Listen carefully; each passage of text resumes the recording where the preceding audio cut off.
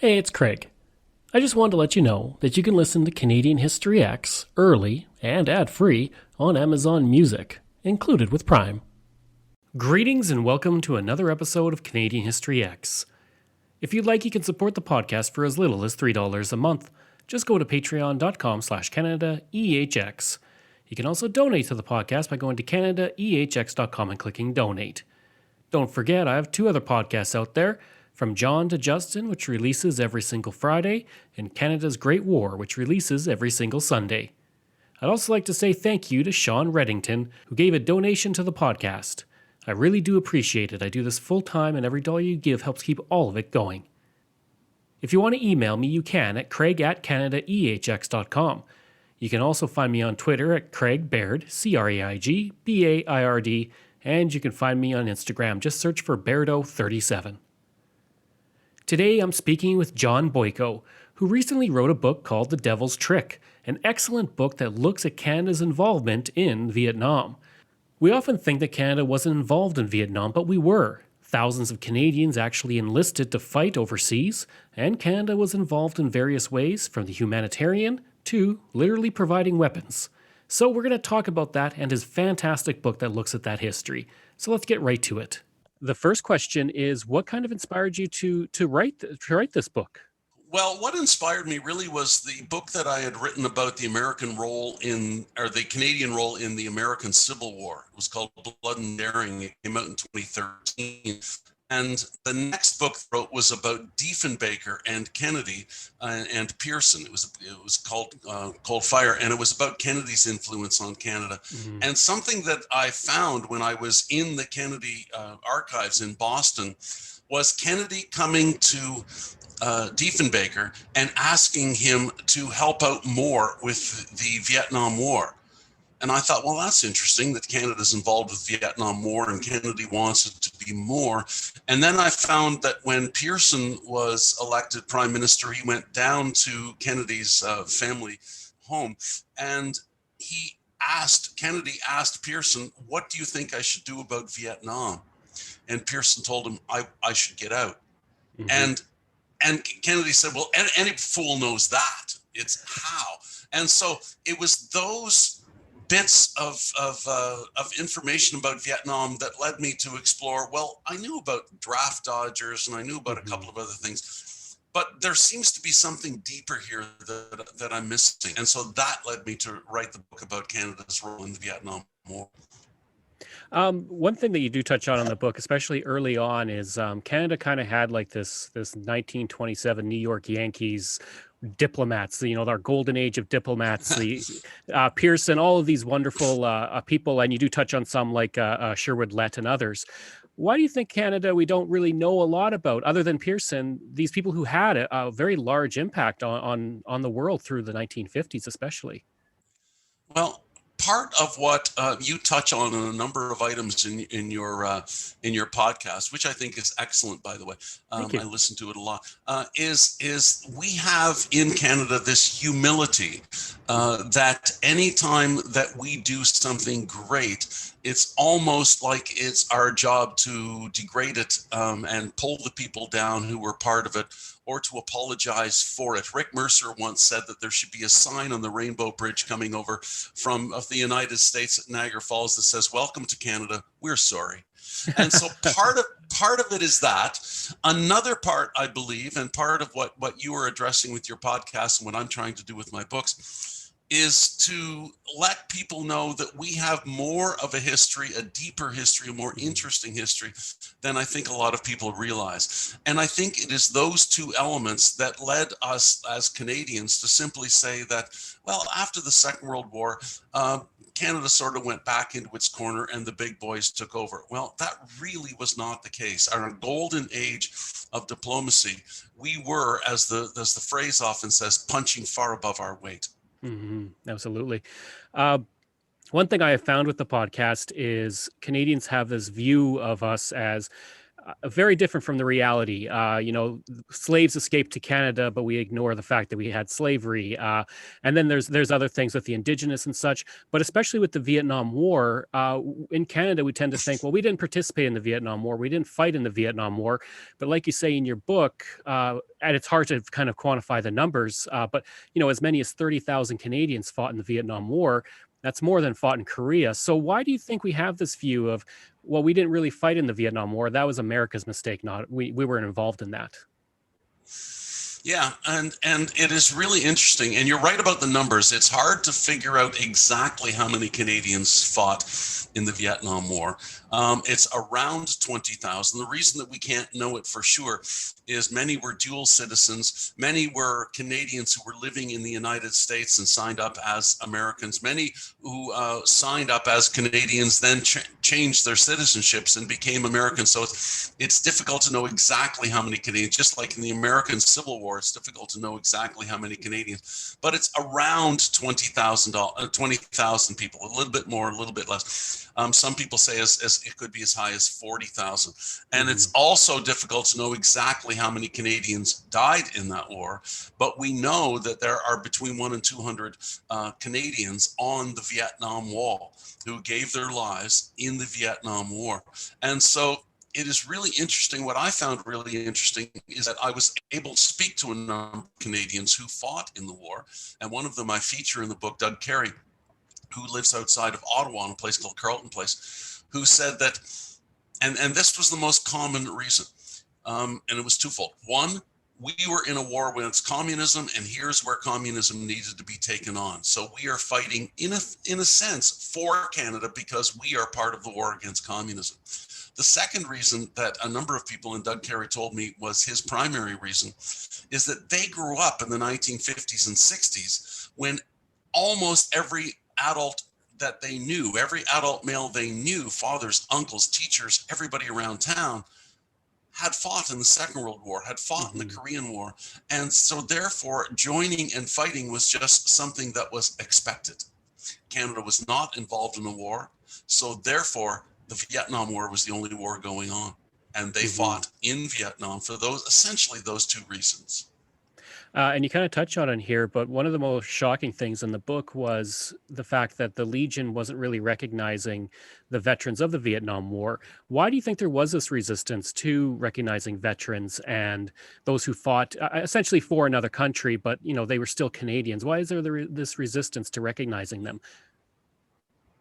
Well, I think that is exactly it. And the Legion was very clear, and all my research in the archives was very clear in that there was an organization that was formed for bring the Vietnam veterans together because they were suffering just as the American veterans were suffering from their ghastly wounds or the post-traumatic stress and the emotional damage that the war had caused. And so they were trying to come together. They formed a group, and part of that group was saying, should we be recognized by the Canadian government? And the Canadian government said no. And by the Legion said no. And the reason both the Canadian government and the Legion said no is Canada did not declare war in Vietnam. Canada was not at war with Vietnam. Now, we were involved. We were right up to our necks in the war in a number of aspects. But they said we were involved, so therefore the Legion would not recognize them as veterans, and they could not join the Legion as veterans, and they couldn't even lay wreaths at Remembrance Day as Vietnam veterans. Now, that eventually changed, but it took almost 20 years. I really like how you structured the book where you kind of started at the top. You started with the diplomats who were there at the very beginning and all the way up to the refugees who were fleeing into Canada. But I really like the story of Claire Culhane. And, why don't we hear more about stuff like that? Those people who were there, maybe not diplomats or soldiers or refugees, but the people who were there just trying to help. People like Claire Culhane. I don't know why we don't hear those stories more. I believe we do. Part of what I do is I write pieces for the Canadian Encyclopedia, and that's what my books are trying to do too, is to say, here are some Canadians whose stories need to be heard. And Claire Culhane is one of them. She was 48 years old, a hospital administrator in Montreal, when she read a magazine article about a hospital that was being built by Canadians to be run by Canadians in Vietnam. And she signed up, she applied for the job, and she became the hospital administrator in a Vietnamese hospital, as I say, built by and run by Canadians. But she only lasted 6 months of her 1-year contract. She became so distraught, not only by what she was seeing, by what she was seeing in the hypocrisy of the fact that so much of the weaponry, so much of the things that were being used to inflict the damage that was putting people into those hospitals, such as napalm and Agent Orange, was being sold to the Americans by Canadian factories. By Canadians were building the weapons that were being used to fill the hospitals that were Canadians were Mhm. building and staffing in Vietnam. It was that hypocrisy that she tried to bring to Canada. And she wrote letters and she did protests. She did a number of pretty outrageous stunts to bring Yeah. attention to the fact. But what she found out was that while she thought she was going to bring the Canadian government's realization of what was going on here, she was flabbergasted to find that the Canadian government knew. It knew what was going on. And she was told, you want to be on. Jean Marchand, Pierre Trudeau's good friend and cabinet minister, met her at one of her protests on Parliament Hill and said, do you want to be the one to tell 110,000 Canadians that they have to give up their jobs because we will not keep up the arms sales contracts with the United States? So that's what it came down to. It was an immoral war, but we were making money and we were Mhm. creating jobs. And so the Canadian government and everybody else just held their nose and kept the arms sales going. And that's what Claire Culhane was showing. And I think she did it in a brilliant fashion. Absolutely. I loved when she met Trudeau, like you related in your book, and when she starts asking him the hard questions, that's when his aide comes in and says, "Oh, we got to get going. We got a meeting," or whatever it was.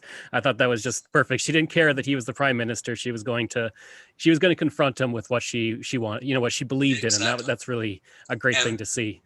thank you. And both of them laughed because they both knew that it had been set up. The aide even Yeah. told, give me 2 minutes, and they both knew that. And when Trudeau was leaving, he said softly to Claire Culhane, you have to understand the pressure that I'm under. And she Mhm. said, well, what do you think I've been doing out here with this protest, if not to bring even more pressure? So, Yeah.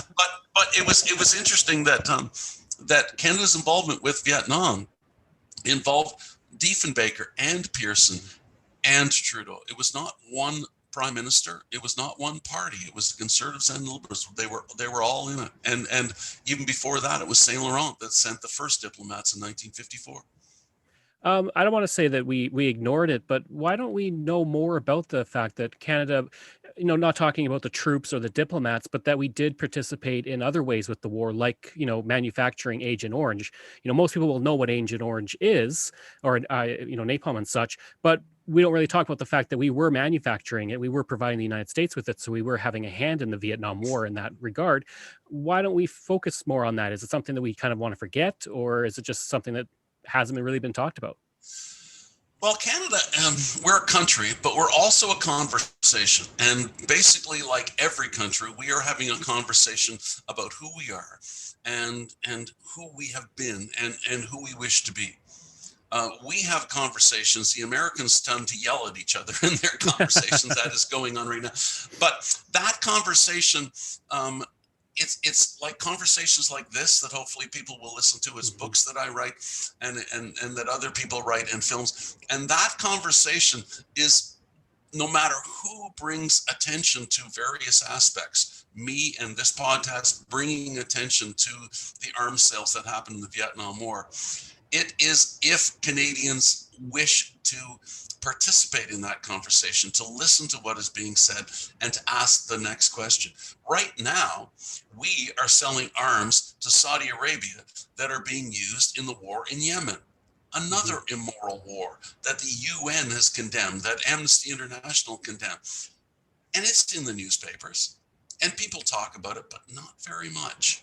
I had an article in the Globe and Mail last week saying what we are doing in Yemen right now is just like what we did in Vietnam, an immoral war. We're making money and creating jobs, and we seem to be okay with that.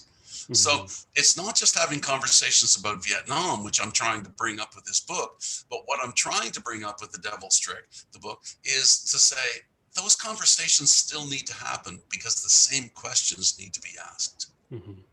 One way that I did find that Canada in your book really kind of stepped up and led by example was through the refugees in the last part of your book, where you're talking about all the refugees and the things they had to go through. I mean, 3 months of just waiting, 3 months on a ship. Being attacked by pirates, like just to get to Canada, and then they get to Canada and they're dealing with, in some cases racism and people who don't want them there.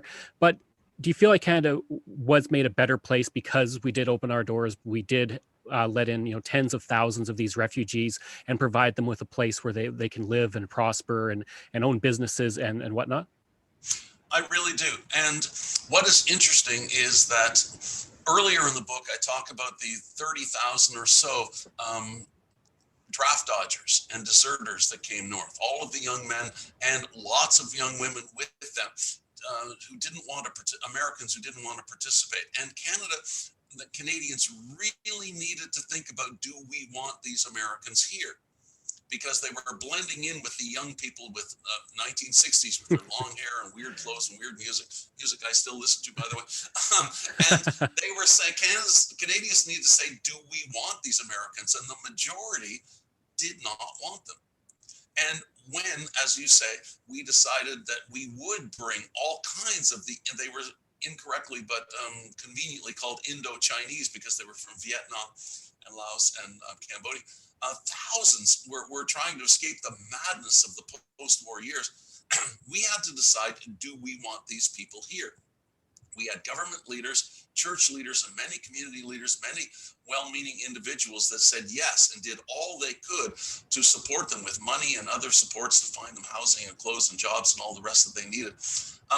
But what is really interesting, I found, and it's not long ago, my mind, in the 1980s and 90s, that the majority of Canadians said, no, we do not want them. Even though church groups were at the forefront of bringing these Vietnamese Jews to Canada, in polls with the laity, with the members of the church, the leaders of the church wanted and put all kinds of money and effort into bringing them here, but the majority throughout of the church-going people said, no, we don't want them here. Now, with the Syrian refugees that came most recently, 5 or 6 years ago, the majority of Canadians now say, yes, it is something that we should do. And we brought the Syrian refugees to Canada using the same system that we used for the Vietnam refugees. So, yeah, I think it speaks well of Canada with what we did and how we did it. But it also speaks well of Canada that we are progressing in saying that we need to be more compassionate with others. If you probably mentioned the Vietnam War and Canada's role in it to Canadians, most likely what they're going to talk about is draft dodgers and the fact that so many Americans came up here and settled. Do you think that maybe Canadians have a misconception about that, about maybe how hard it was for some to get up here, how some could never go back, and even after the pardon came about, there were some that, like one you related in your book, who went back and he was essentially detained at the border in 40 years after he'd come up to Canada, and he'd already crossed many times. Do you think there's a misconception that that it was very easy, they just settled in and then that was the end of their problems? Yeah, I believe that, and I don't blame people for this. I thought it. Lots of people think that. Well, that's great. The young people came up, they settled, we welcomed them with open arms, and all was well. Well, it was any time you pull up stakes and leave your country and resettle somewhere else, it is going to be hard. One of the people whose book I read, named Jack Todd, who is now a sportscaster in Montreal, talked about how difficult it was to leave from a cultural point of view. What do you mean you can't buy beer in a corner store? What do you mean you have to celebrate Thanksgiving in October? Those kinds of little things. Yeah. But other things that people were finding, especially the deserters, were they were not wanted here. And they were not allowed housing. They were not allowed to for jobs. And when people found out they were a deserter or a draft dodger, they were fired, or they wouldn't be allowed to rent an apartment, for example. All kinds of discriminatory actions were taken against them. Now, lots of people found that they were welcomed. And Joe Erickson, who I know and spoke to many times in the writing of this book, said he had a relatively easy time. What he didn't realize, and this is what he discovered, and you were referring to in 2012, he is now in his 60s. When the 1960s sought revenge on him, he tried to get over the border. This is after 9/11, so things had tightened up on the border. Tried to get home to his native Minnesota to attend a high school reunion. And he was pulled over at the border. He was put into a small metallic room, and he was questioned for over an hour. And he had no idea how they knew so much about him in his questioning. When he finally got released and got home, his sister Beth, who I also got to meet and speak with several times, talked about how the FBI harassed their family. They lived in a farm, and harassed their family for years, trying to get Joe to return, trying to get Joe to turn and be a spy on others that were up there in Canada. And I had not realized that the difficulty some people had in Canada was one thing, but the difficulty that people had in the United States, the families that were left behind, was quite another. And the PTSD that the soldiers, the Canadians who went over and fought and returned, was felt, perhaps not as deeply, but it was still felt, and it was diagnosed with validity in a number of the draft dodgers who were suffering from the same survivor guilt as many of the soldiers who returned, because they knew, as Joe and other draft dodgers that I spoke to said, that I came to Canada, but meanwhile, somebody went to Vietnam and suffered or died in my place, and they had to deal with that for the rest of their lives.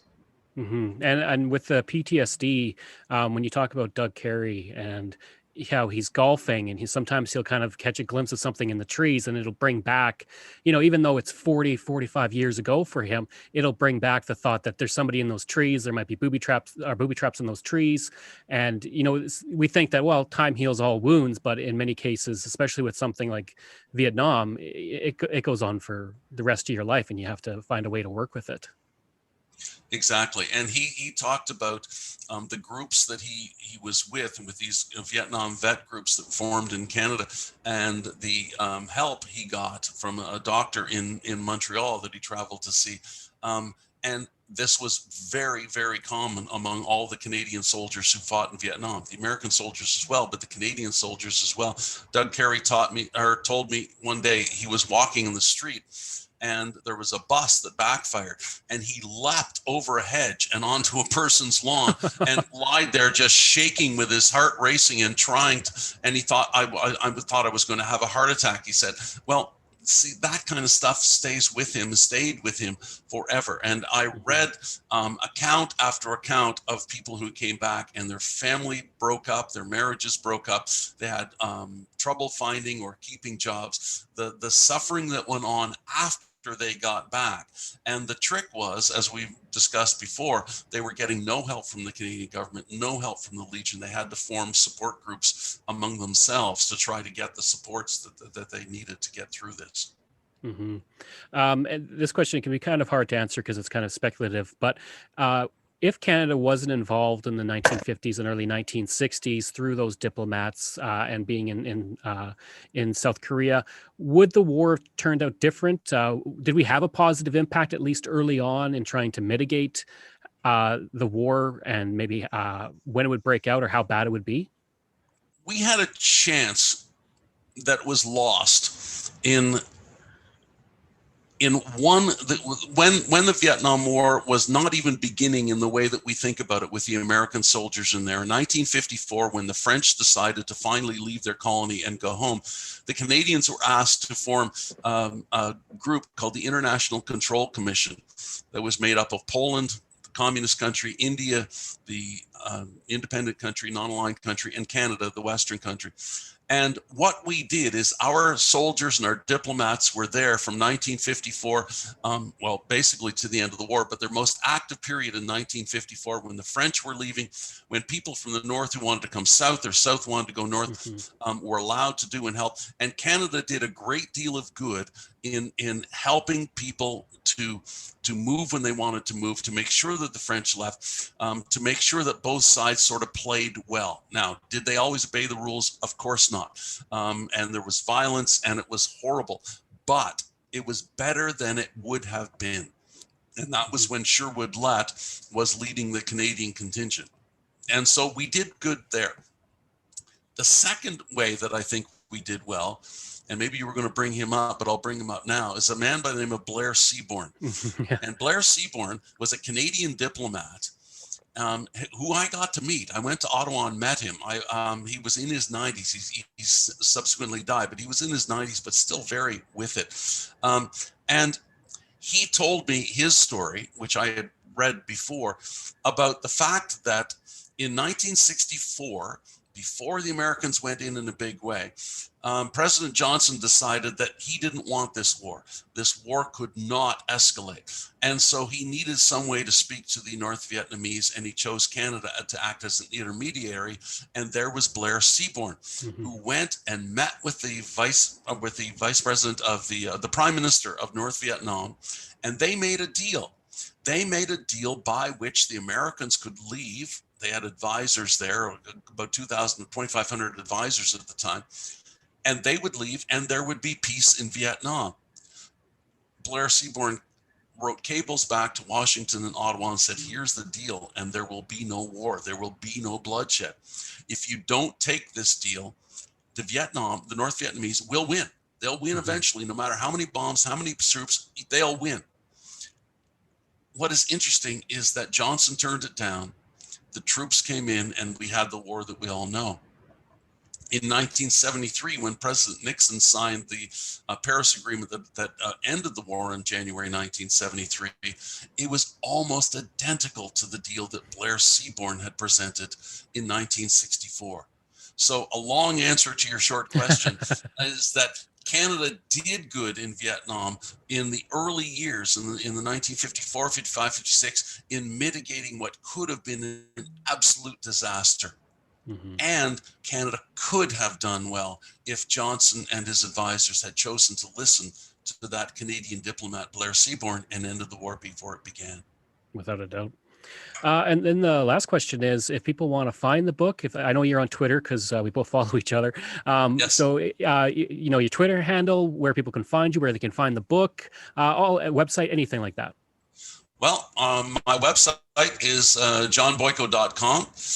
You can find me there and contact me if you wish. I'm always happy to hear from readers. And the book is available, as Stuart McLean used to say, at sensible bookstores everywhere. And it is also available through Amazon or Chapters Online, and it's an audio book and Kindle and everything. So it's available everywhere. I hope you enjoyed that interview, and if you did, please leave a rating and review. If you like, you can reach me through email at craig@canadaehx.com.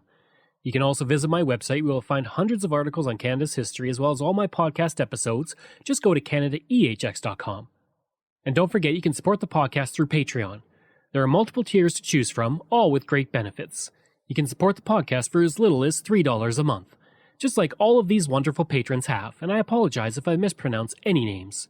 Randy Hayden, Doug Campbell, Reg W., Deborah Carlson, Francis Helbling, Randall McCallum, Diane Wade, Lorianne Kirby, Gary Dolovich, Nick Zinri, Shannon Marshall, Clinton Martinez, Dimitri Chauve, Aaron O'Hara Myers, Robert Dunseith, Todd Casey, Catherine Roy, Luke S., J.P. Bear, Jason Hall, Phil Maynard, and Iris Gray. If you want, you can find me on Facebook. Just go to facebook.com/CanadianHistoryX. You can find me on Twitter. My handle is Craig Baird, CraigBeard. And you can find me on Instagram. Just go to Bairdo37. Thanks. We'll see you again next time.